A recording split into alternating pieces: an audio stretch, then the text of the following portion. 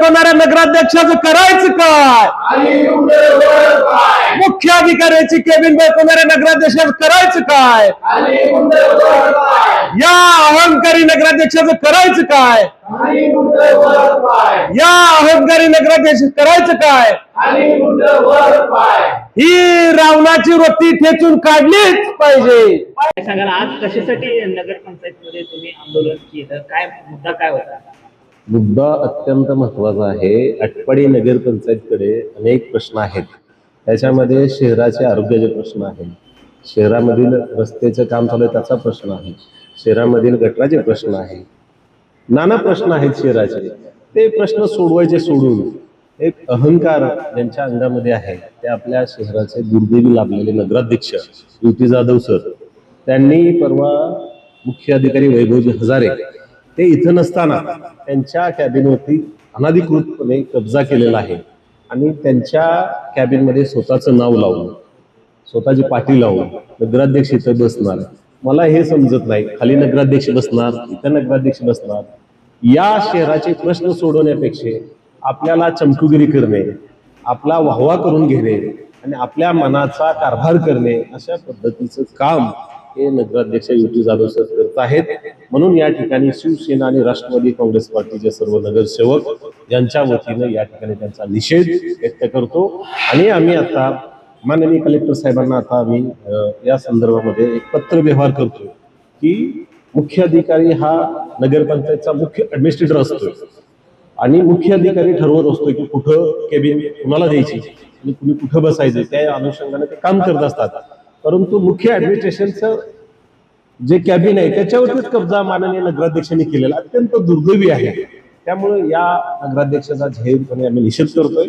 या नगराध्यक्षाला परमेश्वर सद्बुद्धी देवो, या शहराच्या कामासाठी, या शहराच्या प्रश्नासाठी त्यांना चांगली सद्बुद्धी परमेश्वर देवो. भविष्यामध्ये या शहराच्या प्रश्नासाठी ते काम करतील अशी प्रार्थना परमेश्वर चरणी करतो. मागल्या वेळेस तुम्ही भ्रष्टाचाराचे आरोप केले होते, त्यानंतर त्यांनी प्रेस कॉन्फरन्स मध्ये तुम्हाला कोर्टात खेचू असाही इशारा दिला होता. यानंतर पुढे तुमची प्रतिक्रिया आली नाही, काय सांगले याबद्दल? याच्यामध्ये नगराध्यक्षामध्ये जर खरंच दम असेल, माननीय नगराध्यक्ष युती जाधव तुमच्यात हिंमत नसेल, तुम्ही जर खरंच ओरिजिनल नगराध्यक्ष असाल आणि तुम्ही जर या नगरपंचायतीमध्ये खरंच भ्रष्टाचार नसेल केले तर अनिल पाटलाला तुम्ही कोर्टात खेचून दाखवा. तिथं प्रश्न मी तुमच्या प्रश्नाचे जे काही उत्तर असतं ते उत्तर देतो. तुमच्यात जर दम असेल, तुम्ही जर खरंच या शहरामध्ये जो स्वच्छतामध्ये किंवा जो कचऱ्याच्या ठेक्यामध्ये जर भ्रष्टाचार नसेल झाला तर तुम्ही मला कोर्टात खेचा. तुमच्यात जर खरंच दम असेल तर मी तिथे त्याचं उत्तर देतो. शिवसाहेबांच्या केबिनवर जो ताबा घेतलेला आहे तो अत्यंत दुर्दैवी प्रकार आहे. असा प्रकार व्हायला नको होता. त्यांच्यासाठी एक स्वतंत्र केबिन दिलेला असताना दुसऱ्या केबिनची काही गरज नाही. तो त्यांनी जो ताबा घेतलेला आहे तो सोडावा आणि त्याचा तीव्र निषेध केला जातो. पहिल्या मीटिंगमध्ये असं ठरलं होतं की नगराध्यक्षांचं कॅबिन तिथं खाली जुन्या इमारतीत आणि उपनगराध्यक्षाचं पण तिथंच, आणि सभापती जे आपल्याला चार, आता नगरपंचायतला 4 सभापती त्या 4 सभापतीला हिथं कॅबिन करायचं. त्याच्यानंतर त्यांनी काय केलं, दुसऱ्या मीटिंगमध्ये आम्हाला असं सांगितलं गेलं शिवसाहेबांनी की वर उपनगराध्यक्षाने नगराध्यक्षाची कॅबिन माझ्या शेजारी करायची.